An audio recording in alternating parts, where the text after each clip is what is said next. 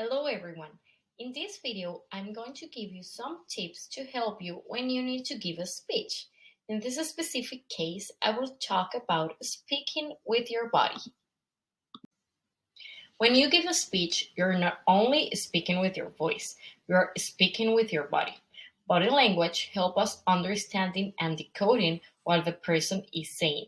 That is the importance of body language. It also helps us to deduce other moods and emotions. So, what is the correct way to use your body when you're speaking? Let's start with our hands. First of all, it's important to keep hand movement descriptive. Also, use open palm gestures to build the audience trust.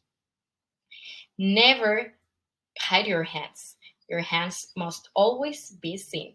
And last, keep your hands in the strike zone when possible. What not to do with your hands. I recommend to keep objects out of your hand. Don't point. You need to generate a trust with your audience, and pointing doesn't generate that trust. And last, when you don't know what to do with your hands, you can drop them. Don't be scared to drop them. It's okay to just keep them there. Now, let's talk about eye contact. Eye contact helps you establish positive connection with your audience.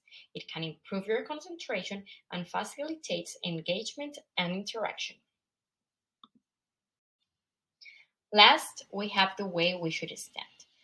First of all, never give the back to your audience. Your audience must always see your face and the front part of your body. Also, if you have a visual aid or presentation, never block it. Your audience must see what you're sharing to them. Remember your eye contact, your arms, and your hands. They should be in the right position. And last, your feet should be standing in a correct way, because if not, it will not look professional at all. My final recommendation would be to relax and enjoy. Try to think you're talking to a friend. This will generate your confidence and your body language can improve. Thanks for your attention. I hope this video would help you in the future.